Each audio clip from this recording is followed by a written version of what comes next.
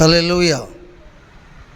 ఈ దినము దేవుడు మనల్ని ప్రేమించి చక్కని అంశాన్ని జ్ఞాపకం చేస్తున్నాడు. శరీర సంబంధమైన సోమరి, ఆత్మ సంబంధమైన సోమరి అనే అంశాన్ని జ్ఞాపకం చేస్తున్నాడు. ఇంకా చెప్పాలంటే అవిశ్వాసి అయిన సోమరి, విశ్వాసి అయిన సోమరి అనే అంశాన్ని జ్ఞాపకం చేస్తున్నాడు. అంటే సోమరితనంలో 2 రకాలు ఉన్నాయని, ఆ 2 రకాల జనాలు కూడా మరి దేవుడు నిర్మించిన ఈ లోకంలోనే ఉన్నారని దేవుడు మనకు జ్ఞాపకం చేస్తున్నాడు. మొట్టమొదటి సోమరి శరీర సంబంధమైన సోమరి, రెండో సోమరి ఆత్మ సంబంధమైన సోమరి. శరీర సంబంధమైన సోమరితనం కలిగి ఉన్నట్లయితే అది కొంతవరకే నష్టం, కానీ ఆత్మ సంబంధమైన సోమరితనం కనుగొన్నట్లయితే ఇంత అంత నష్టము కాదు. అంటే శరీర సంబంధమైన సోమరితనం కలిగి ఉంటే ఈ లోక సంబంధమైన జీవనోపాధి విషయంలో లోటుపాట్లు కలిగి ఉండొచ్చు, ఆకలితో అలమటించవచ్చు, శరీరానికి కావాల్సింది శరీరానికి అందకపోవచ్చు.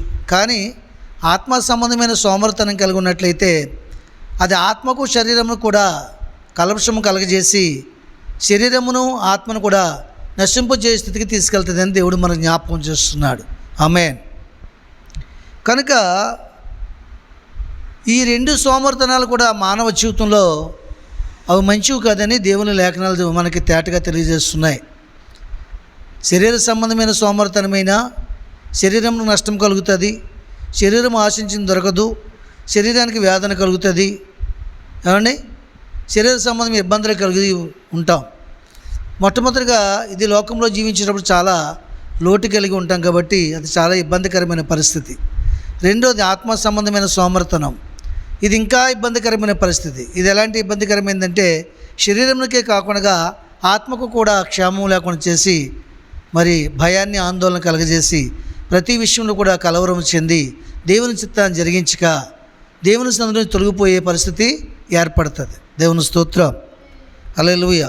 అందుకనే మహాజ్ఞాని సొలొమోను మహారాజు ఈ రీతిగా మనకి జ్ఞాపకం చేస్తున్నాడు. చూద్దాం దేవుని యొక్క పరిశుద్ధ గ్రంథం నుండి సొలొమోను రాసినటువంటి పత్రిక సామెతలు 6వ అధ్యాయము 9, 10, 11 వచనాలు చూసుకున్నట్లయితే ఈ రీతిగా మాట్లాడుతున్నాడు ఆయన. సోమరి ఎందాక నువ్వు పండుకొని ఉందువు, ఎప్పుడు నిద్ర లేచెదవు. ఒక ప్రశ్న. సోమరి ఎందాక నువ్వు పండుకొని ఉండిదువు, ఎప్పుడు నిద్ర లేచెదవు. ఒక ప్రశ్న అన్నమాట. ఇది ఎవరికి ప్రశ్న? ఎవరికి ప్రశ్న? శరీర సంబంధమైన సోమరితనం కలిగి రాత్రంతా నిద్రపోయినప్పుడు కూడా ఇంకనూ తెల్లారిందనే సంగతిని తెలియక ఇంకనూ మత్తులోనే ఉండి వారి శరీరాన్ని ఇంకా మత్తుతోటి బద్ధకంతో కూడబెట్టుకుంటూ ఇంకనూ మూలుగుచు ఇంకొంచెం పడుకుందాం, ఇంకొంచెం నిద్రపోదామని ఒక ఆలోచన కలిగి ఉన్నటువంటి వారికి ప్రశ్న. ఆయన అంటున్నాడు కదా, సోమరి ఎందాక నువ్వు పండుకుని ఎందువు, ఎప్పుడు నిద్ర లేచెదవు. అదండి, తన పేరే సోమరి అయిపోయిందంట. ఒకడు స్కూల్ ఉందని గుర్తెరక్క కుమారుడు పెందకాడ లేకపోయినప్పుడు తల్లి లేపినందుకు లేకపోతే లేపి ఆ తల్లి అనేక మార్లు చెప్పి విసిగిపోయి అక్కడికి వారి పేరు మర్చిపోయి రే సోమరోడ లెగరాంచి పిలుస్తుంటుంది. అలాగే ఇప్పుడు మనకేం చెప్తున్నట్టే మరి శరీర సంబంధమైన సోమరితనం కలిగి ఉన్న వారికి సోమరి ఎందాక నువ్వు పండుకుని ఎందువు, ఎప్పుడు నిద్ర లేచెదవు. ఇక కొంచెం నిద్రించదనని, కొంచెం కునికిదనని, కొంచెం సేపు చేతులు ముడుచుకుని పరుండుదనని నువ్వు అనుచుందువు. ఇంకొక ప్రశ్న. ఇంకో కొంచెం కునికెదను, ఇంకొంచెం పడుండదను, ఇంకొంచెం నిద్రపోయేదనని ఎందాక ఎప్పుడు నువ్వు అనుకుంటావు, ఎందాక నువ్వు అనుకుంటావు అంటున్నాడు. దేవుని స్తోత్రం. ఇలాంటి వాళ్ళకి చూడండి, ఇది సోమరి అంటే మనం 2 రకాలు చెప్పుకున్నాం. మొట్టమొదటి శరీర సంబంధమైన సోమరితనం, రెండోది ఆత్మ సంబంధమైన సోమరితనం. ఈ శరీర సంబంధమైన సోమరితనాన్ని బట్టి ఆత్మ సంబంధమైన సోమరితనం మనకు ఏర్పడుతుంది, అలవాటు అవుతుంది. ఎందుకంటే శరీరం ఎప్పుడైతే బలహీనపరుచుకుని సోమరితనాన్ని అలవాటు చేసుకుంటామో ఆత్మ సంబంధంగా ఇంక మనం ప్రార్థన చేయలేము, అనుకున్న టైంకి లేవలేము. అలారం పెట్టుకుంటాం 4 గంటలకు ప్రార్థన చేసుకోవాలని, కానీ మోగుతుంటుంది కానీ దాన్ని స్టాప్ చేసి మరలా పడుకుంటాం. అవునా కదా? దీనికి గల కారణం ఎవరు? శరీరమే కారణం. అవును కదండి. శరీరమును బట్టి ఆత్మకి నశించిపోయే పరిస్థితి ఏర్పడుతుంది. కాబట్టి దేవుని సన్నిధానంలో ఆయన అంటున్నాడు కదా, ఎందాక నువ్వు పండుకుని ఇందువు, ఎప్పుడు నిద్ర లేచెదవు. ఇక కొంచెం నిద్రించదనని, కొంచెం పునుకెదనని, కొంచెం చేపు చేతులు ముడుచుకుని పరుండదనని నువ్వు అనుచుందువు. సరే, ఇంకా కాసేపు పడుకుందాం, ఒక అరగంట పోయిన తర్వాత ప్రార్థన చేసుకుందాం, 5 గంటలకు చేసుకుందాం, 6 గంటలకు కదా తెల్లారుతుంది, 5 గంటలకు చేసుకుందాం అని నిద్రపోతుంటారండి. దీనికి గల కారణం ఏంటి? దీనికి గల కారణం ఏంటంటే, నిద్రపోయే సమయంలో నిద్రపోక ఆలస్యంగా నిద్రపోయి తెల్లవారు లేవలేని స్థితి, అని నిద్రలో కూడా లేమి. ఇలాంటి వారికి నిద్రలోనే కాదు లేమి, దైనందిన జీవితంలో లేముంటుంది, ఆహారం కొదువు ఉంటుంది, సోమరితనాన్ని బట్టి ఆర్థిక ఇబ్బందులు ఉంటాయి, అప్పులు ఉంటాయి, అన్నీ తినాలని ఆశ ఉంటుంది, కానీ ఏది తినలేము. అన్నీ సంపాదించుకోవాలి, అన్నీ కొనుక్కోవాలని ఆశ ఉంటుంది, ఏది కూడా కొనుక్కోలేము. దానికి గల కారణం, కష్టపడడానికి మన శరీరం ఇష్టపడదు కనుక, శ్రమను అనుభవించడానికి మన శరీరము ఇష్టపడదు కనుక, సోమరి ఆశపడిన కానీ మన ప్రాణమునికి ఏమీ కూడా దొరకదని వాక్యం తేటగా తెలియజేస్తుంది. దేవుని స్తోత్రం. కాబట్టి అలాంటి వారి జీవితంలోకి ఏది ప్రవేశిస్తుందట? అందుచేత దోపిడిగాడు వచ్చినట్టు దారిద్ర్యం నీ యొద్దకు వచ్చును. చూసారా ఎలా వస్తుందంట దరిద్రం? దోపిడిగాడు ఎలా వస్తాడు? దొంగతనం చేసేవాడు ఎలా వస్తాడండి? చురుగ్గా వస్తాడు, తెలివిగా వస్తాడు, అనుకోగలిగి వస్తాడు, 4 పక్కల చూసుకుంటాడు, వచ్చాడా పట్టుకుని వెళ్తాడు. దేవుని స్తోత్రం. అవును కదండి. ఎంత మాత్రం కూడా పట్టబడ్డానికి ఇష్టపడ్డు, దొంగతనం చేయకుండా తను అనుకుంది సాధించకుండా వెళ్ళాడండి. దోపిడిగాడు వచ్చినట్టు దారిద్ర్యం ఎద్దుకు వస్తుందటండి. చాలామంది జీవితాల్లో దేవుడిని నమ్ముకుని కూడా దేవుడు ఏం చెప్తున్నాడు? సకల ఐశ్వర్యాలు నా యొద్ద ఉన్నాయి, నా చిత్తము జరిగించినట్టయితే నా దోషులతోటి నా గుప్పులు విప్పి మీ దోషుల్లో పోతానని చెప్తున్నాడు ఆయన. అవును కదండి. చాలామంది క్రైస్తవులు అయిన కూడా దరిద్రులుగా ఉంటారండి. సరైన బట్టలు ఉండవు, వేసుకున్న బట్టలే వేసుకుంటారు, ఏది వేసుకుంటేలే అంటారు. ఎందుచేత ఈ పరిస్థితులు? అవి శుభ్రం చేసుకోవడానికి వనరులు ఉండవు ఏమండి. ఎందుకంటే వాళ్ళు కష్టపడడానికి ఇష్టపడరు. ఏదో కొంత పని చేసుకుని ఆ టిఫిన్ చేసేస్తే తర్వాత మధ్యాహ్నం నీళ్ళు తాగేద్దాం, సాయంత్రం కూడా టిఫిన్ చేసేద్దాం. ఇలాంటి పరిస్థితులు. వాళ్ళ ప్రాణాలు వాళ్ళు కుంగ తీసుకుంటారు. కొంతమంది వంట చేయడానికి బద్ధకం అండి, 2 పూటలు వంట చేసుకోరు, పొద్దున్న వండుకుని సాయంత్రం కూడా అదే కూడా తింటారు, అనారోగ్యం పాలవుతారు. ఈ లోపల అందులో క్రిములు చేస్తాయి, మన కంటికి కనపడిన సూక్ష్మజీవులు వెళ్తుంటాయి ఆ నిల్వ ఆహారంలోకి. వాటి వల్ల ఏమవుతుంది? ఆరోగ్యము పాడవుతుంది. ఇలాంటి ఇబ్బందులు ఎదుర్కొంటుంటారు. కాబట్టి మరి ఎలా అవుతుందంటే అది, అందుచేత దోపిడిగాడు వచ్చినట్టు దారిద్ర్యం నీ యొద్దకు వచ్చును, ఆయుధదారుడు వచ్చినట్టు లేమి నీ యొద్దకు వచ్చును. దేవునికి మహిమ కలుగుగాక. దోపిడిదారుడు వస్తే దోచుకోకుండా ఆగడు మానడు, ఆయుధదారుడు వస్తే అంతమ చేయక మానడు. అవునక చెప్పండి. ఆయుధం కలుగున్నవాడు ఏం చేస్తాడు? అంతం చేయక మానడు. కాబట్టి దరిద్రం ఎలాగొస్తుందంట? దోపిడిదారుడు వచ్చినట్టు వస్తుందంట వారి జీవితాల్లోకి. అండ్ ఆయుధదారుడు వచ్చినట్టు వస్తుందట దరిద్రం, వాళ్ళు అంతం చేసిపోతుందట. ఆఖరికి వారి సమాజంలో విలువ ఉండదు, ఎవరో 10 రూపాయలు అప్పేవారు, ఎప్పుడూ కష్టపడడానికి వెళ్ళరని ఒక పేరు ఉంటుంది. సోమరండి అని చేసి పిలిచినా కానీ పనిచేయడని ఒక ముద్ర ఉంటుంది. అతను లేవడమే 11 గంటలు ఇస్తాడండి, మీకు ఎప్పుడు వస్తారు పనికనే సాక్ష్యము ఉంటుందండి. కాబట్టి ఎస్పెషలీ ఈ సోమరితనం ఎవరికి ఉండకూడదంటే పురుషుడికి ఉండకూడదు, స్త్రీలకి ఉండకూడదు. దేవుని స్తోత్రం. ఇది ఎవరికి వర్తిస్తుంది? పసిపిల్లలకు మాత్రం వర్తిస్తుంది. ఏ పసిపిల్లలకి? ఇంకనూ అంగన్వాడీలో వేయని పసిపిల్లలకు మాత్రం వర్తిస్తుంది. మనకు అర్థమవుతుందండి. అంగన్వాడీలో ఎప్పుడు వేయరు పిల్లల్ని? 3 సంవత్సరాల ముందే వేయరు, 3 సంవత్సరాల తర్వాత అంగన్వాడీలో వేస్తారు. అంగన్వాడీలో జాయిన్ అవ్వని పిల్లలకు మాత్రమే ఈ సోమరితనం వర్తిస్తుంది. ఎందుకంటే వాళ్ళకి లేపడానికి తల్లి ఉంది, ఆహారం పెట్టడానికి తల్లి ఉంది, వాళ్ళు పోషించడానికి తల్లి ఉంది, వాళ్ళ పోషకాహారం తీసుకురావడానికి తండ్రి ఉన్నాడు. వాళ్ళకి బెంగం లేదు అప్పుడు. కానీ స్కూల్లో జాయిన్ అయిన పిల్లాడి దగ్గర నుంచి కూడా ఉద్యోగం చేసే పురుషుడి వరకు, అలాగే సంవత్సరాన్ని ఏలుబడి చేసి సంవత్సరాన్ని బాగుపరుచుకునే ఒక పవిత్రమైన స్త్రీ వరకు కూడా సోమరితనం ఉండడానికి వీల్లేదు. దేవుని స్తోత్రం. హల్లెలూయా. ఇక్కడ కూర్చున్న వారిలో ఎంతమంది 4 గంటలకు లేచి ప్రార్థన చేస్తున్నారు చెప్పండి? మీ కుడి హస్తం చూపించండి. చూపించలేరు మీరు. ఇప్పుడు మీలో ఏముంది చెప్పండి? దేవుడు ఎప్పుడు ప్రార్థన చేయమన్నాడు? రేయి మొదటి జామున నీ బిడ్డల కొరకు చేతులెత్తి ప్రార్థన చేయమన్నాడు. రేయి మొదటి జాము అంటే ఎప్పుడు? సాయంత్రం 6 నుంచి 9 లోపు. అవునా కదండి? సాయంత్రం 6 నుంచి 9 లోపు ఎవరు చేస్తున్నారు కదా ప్రార్థన? మీ బిడ్డల కోసం నువ్వు ప్రార్థన చేస్తున్నావా? పిల్లల్ని చేత పట్టుకుని దేవుని స్తోత్రం. నువ్వమ్మా సాయంత్రం 6 నుంచి 9 లోపు ప్రార్థన చేస్తున్నావు, ఆలయంలోకి వచ్చి చేసుకుంటున్నావు, దేవుని స్తోత్రం. అలాగే మీ అందరూ కూడా 6 నుంచి 9 లోపు చేస్తారు. ఇది చాలా ఈజీ, సులువు ఇది. కానీ 3 నుంచి 6 లోపు చేయాలి. అది ఏ జాము? అది రేయి ఆఖరి జాము. అది రేయి మొదటి జాము 6 నుంచి 9, 9 నుంచి 12 రెండో జాము, 12 నుంచి 3 మూడో జాము, 3 నుంచి 6 నాలుగో జాము. అప్పుడు రేయి మార్చిపోద్ది, పగల మొదలవుతుంది. దేవుని స్తోత్రం. ఈ సమయాల్లో మీరు ఎందుకు చేయలేకపోతున్నారు? ఎందుకు చేయలేకపోతున్నారంటే దేవుణ్ణి ప్రేమించే మనసు లేదు మనకి. దేవుని స్తోత్రం. దేవుని ప్రేమించే మనసు ఉంటే శరీరాన్ని ప్రేమించాం, నిద్రని ప్రేమించాం. అది అలవాటు చేసుకుంటాం. 6 నుంచి 9 లోపు ఎలాగైతే అలవాటు చేసుకుంటున్నావు ప్రార్థన చేయడం, 3 నుంచి 6 లోపు కూడా ప్రార్థన చేయడం అలవాటు చేసుకోవాలి మనం. దేవుని స్తోత్రం.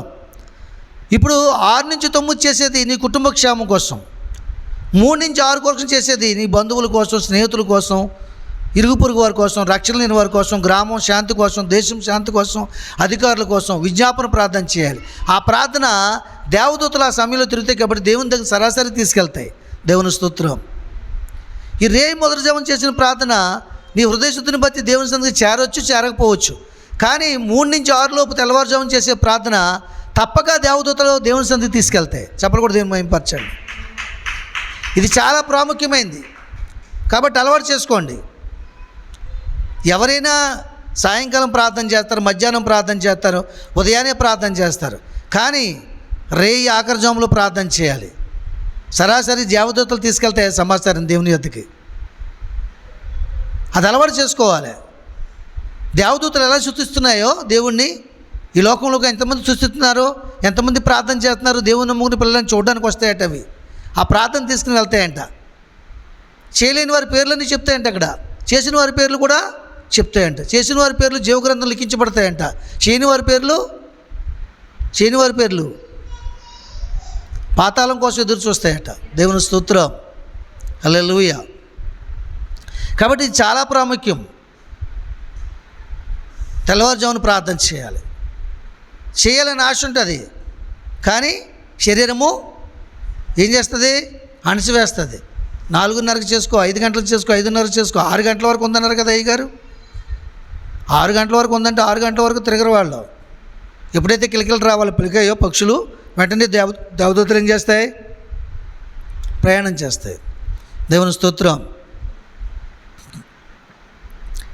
కాబట్టి దేవుని సన్నిధానంలో లేమికి కారణం, దరిద్రతకి కారణం ఏంటంటే మనం రేయి మొదటి జామున ప్రార్థన, రేయి ఆఖరి జామున ప్రార్థన చేయకపోవడమే కారణం.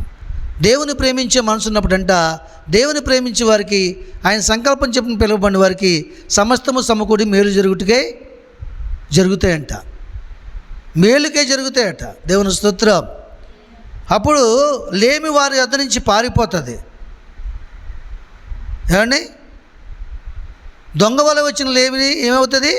పారిపోద్ది చేతులు ముడుచుకుని. ఆయుధము ఏమవుద్దంటే ఇరిగిపోయి ఆయుధం లేక ఆయుధదాడు వెనక్కి పారిపోతాడు. ఆయుధదాడు అపవాది. దేవుని స్తోత్రం. హల్లెలూయా. కాబట్టి చెప్తున్నాడు కదా దేవుని సంధిలో మరొక విషయాన్ని జ్ఞాపకం చేస్తుండే. అక్కడే చూద్దాం. అదే 6వ అధ్యాయము 6, 7, 8 వచనాలు చూడండి. సోమరి సీమల యొద్దకు వెళ్ళము, వాటి నడతలు కనిపెట్టి జ్ఞానము తెచ్చుకునుము. వాటికి న్యాయాధిపతి లేకున్నను, పై విచారణకర్త లేకున్నను, అధిపతి లేకున్నను, అవి వేసవకాలం ముందు ఆహారం సిద్ధపరచుకును, కోతకాలం ముందు ధాన్యము కూర్చుకును. దేవునికి మహిమ కలుగును గాక. చూసారా ఎక్కడికి వెళ్ళమన్నాడు సోమరిని? ఏమ్మా సీమలాగా ఉన్నామే అంటే ఎవరు ఒప్పుకోరు. నల్లులాగా ఉన్నామంటే ఒప్పుకోరు. మిడతలాగా ఉన్నామంటే ఒప్పుకోరు. పిచ్చుకలాగా ఉన్నామంటే అసలు ఒప్పుకోరు. సీమ కంటే, దోమ కంటే, ఏమండి, మిడత కంటే, పిచ్చుక కొంచెం పెద్దదే కదా, పిచ్చుకలాగా ఉన్నామని ఒప్పుకోరు. నీకు పిచ్చుకలా కనపడుతున్నానా? నా కూరలో ఒకసారి ఇప్పాను అనుకో సింహంలా కనపడతాను. కూరలు అంటే ఏంటి? నాలుకలు ఉన్న మాటలు. దేవుని స్తోత్రం. కాబట్టి అలా మాట్లాడుతుంటాము. ఆయన చెప్తున్నాడు, సోమరి సీమల యొద్దకు వెళ్ళి వాటి నడతలు కనిపెట్టి జ్ఞానం తెచ్చుకోమంటున్నాడు. సీమలు చూడండి, అవి ఏం చేస్తాయంట? మీరు ఎప్పుడైనా చూడండి సీమల్ని. తెల్లవారుజామున ఆహారం కూర్చుకుంటాయి, పగలంతా కూడా ఆహారం కూర్చోదు, ఎక్కడ నిద్రపోవు సీమలు. వేసవకాలం ముందు ఆహారం కూర్చుకుంటాయి, వర్షాకాలం శీతాకాలం చలికి ఉనికిపోకుండా హాయిగా భుజిస్తాయి సమకూర్చుకుని. 2 కాలాల సంపద సంపాదించుకుంటాయంట. వాటి దగ్గరికి వెళ్ళి జ్ఞానం తెచ్చుకోమంటున్నాడు. క్రమంగా వెళ్తాయంట. ఆహారం ఉన్న చోటకు ఒకరినొకరిని పిలుచుకుని వెళ్తాయంటండి. కానీ మనం ప్రార్థనకి ఎవరైనా పిలుస్తామా? తల్లి వెళ్తే ముందు పిల్లల్ని పిలుద్దాం, పిల్లలు వెళ్తే తల్లిని పిలుద్దాం. వత్తతలే మా అమ్మ అనుకుని వచ్చేద్ది. అలా కాదు, ఇద్దరు మాట మాట్లాడుకుని ఒకే సమయానికి వెళ్ళాలి. దేవుని స్తోత్రం. కోడలు వెళ్తే అత్తని పిలుద్దాం, అత్త వెళ్తే కోడల్ని పిలుద్దాం. నువ్వు వెళ్ళే వేళ ఆశ్రయించుకో, ఇవాళ నేను ఎగ్గొట్టేస్తానంటది. దేవుని స్తోత్రం. కాబట్టి ఏం చెప్తున్నాడు? సీమల దగ్గరికి వెళ్ళి అమ్మా నేర్చుకుని వాటి నడతలు కనిపెట్టమంటున్నాడు. ఎలా నడుస్తాయి? ఒకదాన్ని ఒకటి తప్పించుకుని వెళ్ళవు, లైన్లో నడుస్తాయి, క్రమంగా నడుస్తాయి. ఆహారం మొదట తెచ్చుకుందనుకో, నేను 2 సార్లు తెచ్చేసుకుందాం, ఇంకో దానికి చెప్పకూడదు అనుకో, ఇంకో దానికి తెలియపరుస్తాయి, మరొక సీమకు తెలియపరుస్తాయి, దాన్ని తీసుకుని వెళ్తాయి, దారి చూపిస్తాయి, ఆహారం ఎక్కడ ఉన్న చోటకి తీసుకెళ్తాయి. ఇదిగో తీసుకోమని చెప్తాయి. ముందు నేను తీసుకెళ్ళాను కదా, కాబట్టి నువ్వు ముందు తీసుకో, నేను తర్వాత 2వ సారి తీసుకుంటానని చెప్తాయి. తోవ చూపించాను కదా, ముందు తీసుకోవు. సరే, ఎంత ప్రేమ! అలాగే ఒకరికొకరు ప్రార్థన విషయంలో పురుకొల్పుకోవాలి, పాటల విషయంలో పురుకొల్పుకోవాలి, గణత విషయంలో ఘనంగా ఎంచుకోవాలి, దేవుని మహింపరిచే విషయంలో, తగ్గింపు విషయంలో ఒకరినొకరు ఘనంగా ఎంచుకోవాలి. దేవుని స్తోత్రం. మనకు ముందు ఆహారం ఉన్న చోట తెలుస్తున్నా, దేవుని పరిశుద్ధ అభిషేకం తెలుస్తున్నా సరే, వెనక వచ్చిన వారు స్థానం కల్పించాలి అక్కడ. దేవుని స్తోత్రం. సీమల యొద్దకు వెళ్ళి వాటి నడతలు కనిపెట్టి జ్ఞానం తెచ్చుకోమని చెప్తున్నాడు దేవుడు. అంటే వాటికి ఎవరు లేరట? వాటికి న్యాయాధిపతి లేడట. న్యాయాధిపతి అంటే ఏంటి? లెక్క చూసేవాడు. అర్థమవుతుందా? పై విచారణకర్త లేడట. న్యాయాధిపతి అంటే ఎవరు? ఇక్కడ భూలోకంలో మీకు వాక్యం చెప్తున్న సేవకుడు. మీరు వచ్చినా రాపని ఎవరు అడుగుతారు? అమ్మ మొన్న ఆదివారం రాలేదు, బుధవారం రాలేదు, శుక్రవారం రాలేదు, ఎవరు అడుగుతాడు? అది కనిపెట్టేవారు ఎవరో? భూమి మీద సేవకుడే న్యాయాధిపతి, పై విచారణకర్త దేవుడు. దేవుని స్తోత్రం. సేవకుడు అడుగుతున్నప్పుడు నువ్వు నిర్లక్ష్యం చేసావనుకో, పై విచారణకర్త చూసుకుంటాడు, అవన్నీ విచారిస్తాడు ఆయన. నిన్ను అడుగుతున్న మాటలు, నువ్వు చెప్తున్న సమాధానం, నువ్వు చెప్తున్నటువంటి అబద్ధ సాక్ష్యం, ఇవన్నీ కూడా గోడలో తిన్నాన సాక్ష్యం చెప్తాయంట. ఈ గోడలు కూడా వింటాయట, ఈ స్తంభాలు వింటాయి, ఈ మైక్ వింటుంది, వీటిని కూడా జీవం ఇచ్చి మాట్లాడించుకుంటాడట దేవుడు. దేవుని స్తోత్రం. హల్లెలూయా. కనుక సోమరి సీమల యొద్దకు వెళ్ళి వాటి నడతలు కనిపెట్టి జ్ఞానం తెచ్చుకున్నాము. వాటికి న్యాయాధిపతులు లేకున్నాను, వాటికి పై విచారణకర్త లేకున్నాను, అధిపతి లేకున్నాను. అవి వేసవకాలం ముందు ఆహారం సిద్ధపరచుకున్నాను, కోతకాలం ముందు ధాన్యము కూర్చుకున్నాను. చూసారా? వేసవకాలం ముందు ఆహారం సిద్ధపరచుకుంటాయట, కోతకాలం ముందు ధాన్యం సిద్ధపరచుకుంటాయటండి. ఆహారం ఏంటి, ధాన్యం ఏంటి? ఆహారం ఏంటి, ధాన్యం ఏంటి? ఈ ధాన్యాలలోకి బియ్యంగా చేసుకుని తినే ఆహారంలోకి మరొక ఆహారం కావాలి కదా ఏంటి? పప్పు దినుసులు, కూరగాయలు. ఎప్పుడయ్యి? కోతకాలం మందు. బెండకాయలు కోసే కోతకాలంలో, బీరకాయలు కోసే కోతకాలంలో, కంది చెట్లు కోసే కోతకాలంలో ఏమండి ఆ పప్పు దినుసులు అన్నీ సంపాదించుకుంటాయట. చూసారా? మరి వాటి కాలం వాటికి తెలుసు, ఆ కాలం కోసం కనిపెడతాయి. దేవుని సంధి కాలం నీకు తెలియదు. 11 గంటలకు ఆరాధన అంటే 1 గంటకు వస్తావు, 1 గంటకు ఆరాధన అంటే 3 గంటలకు వస్తావు, 3 గంటలకు ఆరాధన అంటే 6 గంటలకు వస్తావు. ఆ కాలం నీకు తెలియదు. కాలం నెరిగి నిద్ర మేల్కొని ఏళ్ళయిందని నీకు తెలియదు. 30 ఏళ్ళు అయింది బాప్తిసం తీసుకుని నువ్వు, కానీ దేవుని సంధి కాలం నీకు తెలియదు, సమయం నీకు తెలియదు. సోమరితనం కలిగి ఉంటున్నావు. కాలం నెరిగి నిద్ర మేల్కొని వేళయిందంటే అర్థం ఏంటి? మన జీవిత దినాలు కొనసాగిపోయాయి. మనకి ఇంకా మన ఆయుష్కాలం బెత్తినంతే ఉంది. ఇంకా బోల్డ్ సంవత్సరంలో అనుకుంటావు నువ్వు. ప్రభువు అక్కడ చాలా సమీపంగా ఉంది. లేపబడే సమయంలోకి వచ్చాం మనం, నిద్రపోయే సమయంలో లేము, విశ్రాంతి సమయంలో లేము మనం. ఇప్పుడు లేపబడి ఎత్తబడే సమయంలో ఉన్నాం మనం. ఆ సమయాన్ని గుర్తించి కాలము నెరగాలి. సీమలు చూడండి, వాటి కాలము నెరుగుతున్నాయి. వేసవికాలం ముందు ధాన్యం దొరుకుతుందని, శీతాకాలం ముందు కొన్ని పళ్ళు దొరుకుతాయని, కొన్ని పప్పు దినుసుల కాలం, కోత కాలంలో పప్పు దినుసులు దొరుకుతాయి. ఆ కాలం నెరిగి వాటిని వెతుక్కుంటాయి. అవి జ్ఞానం కలిగి మసులుకుంటున్నాయి. అవి తెచ్చుకుని దాచిపెట్టుకుంటాయి. కాబట్టి 2 కాలాలు లోటు లేకుండా జీవిస్తాయి. దేవుని స్తోత్రం. కష్టపడి పని చేసుకోవాలి మనిషి. కష్టే ఫలన్నారు పెద్దలు, బుద్ధిమంతులు. కష్టపడితేనే ఫలితము. అలాగని చెప్పేసి శరీర సంబంధమైన కష్టాన్ని అనుసరించి ఆత్మ సంబంధమైన పనులు వదిలేయకూడదు. ఎంతైతే కష్టపడుతున్నావో అంతకంటే ఎక్కువ ప్రార్థన చేసుకోవాలి. ఎంతైతే కష్టపడి తెచ్చుకుని కనిపెట్టుకుంటున్నావో ఆదాయం కోసం, అంతకంటే దేవుని సందు కోసం కనిపెట్టుకోవాలి. నువ్వు ఎంత తొందరగా వెళ్ళి కష్టపడడానికి పని చేసి వస్తున్నావో అంతకంటే ఎక్కువగా తొందరగా దేవుని సందికి వెళ్ళాలి.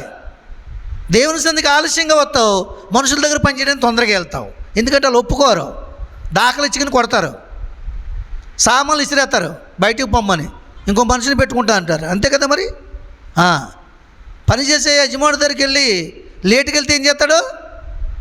10 గంటలకు రావాల్సిన 11 గంటలకు వచ్చావు కదమ్మా, వెళ్ళి ఇంటికి వెళ్ళి మళ్ళీ భోజనం చేసి పడుకో అని చెప్తాడు. ఆల్రెడీ ఒక ఆవిని పిలుచుకున్నాను అని చెప్తాడు. కొడవలు అట్టుకుని వచ్చానండి బాబు, టవల్ అట్టుకుని వచ్చానండి, వాటర్ బాటిల్ అట్టుకుని వచ్చానండి, అవన్నీ వేసుకుంటూ వెళ్ళిపోమంటాడు. తల మీద కొట్టేసుకుని వెళ్ళిపో, ముసుగు కప్పుకుని. ముసుగేసుకోవడం అలవాటు కదా మీకు అంటాడు. దేవుని స్తోత్రం అంటాడంట. మరి దేవుడు అడగలేనివాడు అనుకుంటున్నారా మీరు? కాలం నెరిగి నిద్ర మేలుకుని వేలైందని జ్ఞాపకం చేసుకోండి. స్త్రీలైన వారు పెందలకడ లేచి ప్రభు సమాధి దగ్గరికి వెళ్ళారే లేదా? మగ్దలేనే మరియా, మరొక మరియా పెందలకడ లేచి అంటే, పెందలకడని ఎప్పుడు అంటాం మనం? తెల్లవారుజామునే పెందలకడ అంటాం, 5-4 మధ్య పెందలకడ అంటాం. 6 గంటలకు పెందలకడని ఎవరంటారు? అవును కదండి. రాత్రులు గుసగుసలాడు చెప్పుకుంటారు, అక్క రేపు జగ్గనపేట పనికెళ్ళి, తాటిపాక పనికెళ్ళి పెందలకడ లేచి ముందు వంట చేసి అంటారు. అంతేగాని రేపు ఆదివారం పెందలకడ లేచి మనం సిద్ధపరచుకుని ప్రార్థనకు ముందు వెళ్దామని చెప్పుకున్న మన వాళ్ళు చెయ్యొద్దండి. మీ బ్రతుకులు మంగళవారం సంతకెళ్ళా. ఏ సంతకే? మంగళవారం సంతకే చెప్పుకోవాలండి. మరి లోక సంబంధంగా చెప్పుకుంటాం కదా, మెలుగు కూలుకుంటాం కదా. మంగళవారం సంతకి ఎందుకు వెళ్ళమంటున్నాను నేను? ఎందుకు వెళ్ళమని? ఆహారం తెచ్చుకోవటానికి, వారం సరిపోడని. వారానికి ఒక సంత కదా, అవునా కదా చెప్పండి. ఇప్పుడంటే సంతలు చేయడం మానేశారు. బుధవారం సంత, మంగళవారం సంత, లక్షవారం సంత, శుక్రవారం సంత, శనివారం సంత. ఎందుకు వెళ్తాం మనం? వారానికి ఒకసారి ఎందుకు వెళ్ళేవారు? వారానికి ఒకసారి సంత చేసుకుని వచ్చేవారు లేదా అమ్మా? చప్పుడు పరుగులు, ఉప్పు పరుగులు, అవునా, ఎండు చేపలు, నెత్తళ్ళు, వంకాయలు, బెండకాయలు, బీరకాయలు, చిలకడ దుంపలు, బంగాళదుంపలు అన్నీ తెచ్చుకుని కాలకూర వంట వండుకుని తినేవారు వారం అంతా. దేవుని స్తోత్రం. ఇప్పుడైతే ఇంటికి వచ్చేస్తున్నాయి అనుకోండి మార్కెట్లు. దేవుని స్తోత్రం. కాబట్టి ఇదంతా ఏంటి? సిద్ధపాటు దైనందిన జీవితంలో. అలాగే ఆత్మీయంగా కూడా సిద్ధపడాలి. నేను మధ్యాహ్నం హాస్పిటల్కి వెళ్ళి 1 గంటకు వచ్చాను. 1 గంటకు 2 అయింది వచ్చేటప్పటికి. అప్పుడు బ్రష్ చేస్తుందండి ఒక ఆవిడ. భగవంతుడు అనుకున్నాను నేను. చప్పలు కూడా దేవుని మహిమపరచండి. ఒక స్త్రీయే, పెళ్ళి అయిన ఎవరు కుమార్తె, బ్రష్ చేస్తుంది. డైరెక్ట్గా కనపడుతుంది నాకు, ఇలా టర్నింగ్ తిరుగుతుంటేనే. హయ్యి భగవంతుడా, 1 గంటకి తెల్లారింది అయ్యా అనుకున్నాను. దేవుని స్తోత్రం. క్రైస్తవురాలే మళ్ళీని. ఏ క్రైస్తవురాలు? సోమరి క్రైస్తవురాలు. మీరు బాధపడకండి ఇలాగ అంటున్నానని. అటువంటి గుణాలు ఉన్న వారికి, అలా ప్రవర్తించిన వారికి మాత్రమే అది వర్తిస్తుంది. క్రైస్తవ స్త్రీ ఎప్పుడు లగాలి? పెందలకడ లేవమని వాక్యం చెప్తుంది. తెల్లవారుజామున ప్రార్థన చేయాలి, అనేకుల కొరకు విజ్ఞాపన చేయాలి. ఖాళీగా ఉన్న సమయంలో మాత్రం ప్రార్థన చేస్తారు, 1 2 గంట. మంచిదే, చేయొచ్చు.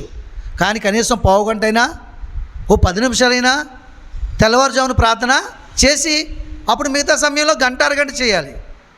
ధన్యత అది. తెల్లవారుజామున చేసింది విత్తనం, తర్వాత చేసేది పంట. అన్నిటిలో అనుభవంలో ఫలితాన్ని దేవుడు నీకు ఇస్తాడు. దేవునికి మహిమ కలుగును గాక. హల్లెలూయా. కనుక దేవుని సన్నిధానంలో ప్రార్థనా ఫలితాన్ని తప్పక మనం పొందుకుంటామండి. ఎక్కడికి వెళ్ళి నీకు ఏ ఫలితం దొరకకపోయినా ప్రార్థన ఫలితం తప్పక నువ్వు పొందుకుంటావు. ప్రార్థనే మన జీవితాన్ని కట్టేది, ప్రార్థనే మనల్ని నడిపించేది, ప్రార్థనే మనకు బలమిచ్చేది, ప్రార్థనే మనం బ్రతికించేది, ప్రార్థనే మన జీవితాల్లో ఆదరణ కలిగించేది. ఎవరు నీతో మాట్లాడకపోయినా దేవుడు నీతో మాట్లాడతాడు. దేవుడు ప్రార్థనలో ఎవరు నీతో అలిగిన ఆయన అలగడు. అలిగిన నిన్ను ఆదరిస్తాడు. అలిగిన నిన్ను ఆయన ఏదైనా ఇవ్వలేదని నువ్వు అలిగితే ఆదరిస్తాడు, ఓదారుస్తాడు. నీ బిడ్డలు నీ మీద అలిగితే నీ బిడ్డలకేంటి అంతకంటే ఎక్కువ ప్రేమ కలిగిన వాడిని నిన్ను ఆదరిస్తాడు, ఆయన ప్రేమను చూపిస్తాడు, వాళ్ళకంటే గొప్ప కార్యాలు నీ పట్ల చేస్తాడు దేవుడు. చెప్పలు కూడా దేవుని మహింపరచండి. మా జీవితంలో అనేకమైన కార్యాలు చేశాడు దేవుడు. దేవుడిని నమ్ముకోక ముందు 12 ఇళ్ళు అద్దెకి తిరిగాం మేము. 12 ఇళ్ళు అద్దెకి తిరిగాం. ఏమండి, 15 సంవత్సరాలు 20 సంవత్సరాలు వైజాగ్లో ఉండి 12 ఇళ్ళు అద్దెకి తిరిగాం. ఎందుకు తిరిగాం? నీళ్ళు ఏ ఇంటికి వెళ్ళినా అద్దెకట్లా పోయేవాళ్ళు. కారణం వ్యసనాలు, తాగుడు, ప్యాకెట్, వ్యభిచారం, గంజాయి, సిగరెట్లు ఇవన్నీ ఉండి అందుకని సంవత్సరాన్ని పోషించలేకపోయేవాడిని. 12 ఇళ్ళు దేవుని సందులోకి వచ్చిన తర్వాత నాకు ఇచ్చాడు దేవుడు 12 ఇంటికి 5 గదులు ఇవ్వాలి. చెప్పలు కూడా దేవుని మహింపరచండి. 5 గదులు పాస్టమ్గా తొలలేకపోతుందంట. మీలో ఎవరైనా వచ్చి సహకరిస్తే మీకు వందనాలు, సహకరించకపోతే వెయ్యినాలు. దేవుని స్తోత్రం. ఏమండి, దేవుడు ఇస్తే అలాగుంటుంది. ఆయన మార్చి సేవకుడిగా తీర్చిదిద్ది గొప్ప మందిరం ఇచ్చి గొప్ప జనాన్ని ఇచ్చి నాకు మంచి పిల్లల్నిచ్చి పురుషులను స్త్రీలను కుటుంబాలను నా చేతిలో పెట్టి వాటిని ఏడమని వాక్యమని రాజదండం ఇచ్చి నాకు ఒక 2 రేకుల చెట్టు పోర్షన్లో ఒక బిల్డింగ్ పోర్షన్ ఇచ్చి 5 గదులు ఇల్లు ఇచ్చాడు. ఉన్నదిద్దరమే, తుడుచుకుని మాత్రం 5. దేవుని స్తోత్రం. హల్లెలూయా. ఏది తోడపోయినా 5 గదుల్లో కొత్తది కంపు వస్తుంది రాదా? దేవుని స్తోత్రం. కాబట్టి దేవుని సన్నిధానంలో దేవుడు చెప్తున్నాడు కదా, చేమల వద్దకు వెళ్ళి మరి నేర్చుకోండి. వాటికి పై విచారణకర్త లేడు, అధిపతి కూడా లేడు, అయినా క్రమాన్ని తప్పవు. ఒకరినొకరు ప్రేమించుకోవడం తప్పవు. ఎక్కడైతే ఆహారం ఉందో అక్కడికి వేరొకరిని పిలుచుకుని వెళ్తాయి. కోతకాలం మందు సమకూర్చుకుంటాయి, వేసవకాలం మందు ధాన్యాన్ని సమకూర్చుకుంటాయి. ఏ కాలంలో పడిన పాటను ఆ కాలంలో చేత పట్టుకుంటాయి. చూడండి, ఒక్కోసారి ఒక్కొక్కరు ఇంటికి వెళ్ళినప్పుడు మనం కొన్ని మాటలు మాట్లాడు, నేరేడు పళ్ళు ఎక్కడియా అంటుంటాం. ఎక్కడొస్తాయి? కష్టపడి తెచ్చుకుంటూ వస్తాయి. కొందరింట్లో నేరేడు పళ్ళు ఉంటాయి, యాపిల్ పళ్ళు ఉంటాయి, దానిమ్మ పళ్ళు ఉంటాయి, బత్తాయి పళ్ళు ఉంటాయి, అన్ని పళ్ళు ఉంటాయి. మన ఇంట్లో ఏ పళ్ళు ఉండవు. ఏ పళ్ళు ఉంటాయి మన ఇంట్లో? ఎర్రి పళ్ళు ఉంటాయి, తినలేనివి. దేవుని స్తోత్రం. ఏమండి, ఎందుకుంటాయి వాళ్ళ ఇంట్లోనూ? కష్టపడతారు, పొద్దున్నే లేచి దేవుని మీద ఆధారపడతారు, తర్వాత కష్టపడతారు, కష్టాన్ని తెచ్చుకుంటారు. దేనికి ఎంత ఉపయోగించుకోవాలో అంత ఉపయోగించుకుంటారు, మిగతాది రేపటి కోసం ఆదా చేసుకుంటారు. మరి హాయిగా ఉంటారు, ఇతరులను ఆశ్చర్యపరుస్తారు. ఎవరింటికి వెళ్ళినా ఓ పండు చేతిలో పెడతారు తినని.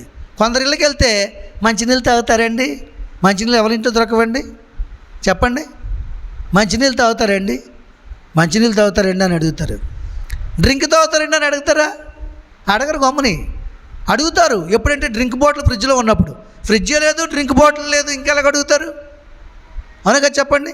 కాబట్టి మనం అన్నీ కలిగి ఉండాలి. ఫ్రిడ్జ్ కలిగి ఉండాలి, టీవీ కలిగి ఉండాలి, డ్రింక్ బాటిల్ కలిగి ఉండాలి, ఫ్రూట్స్ కలిగి ఉండాలి, అన్నీ కలిగి ఉండాలి. వెండి కలిగి ఉండాలి, బంగారం కలిగి ఉండాలి. వెండి బంగారం ఎందుకు కలిగి ఉండాలి?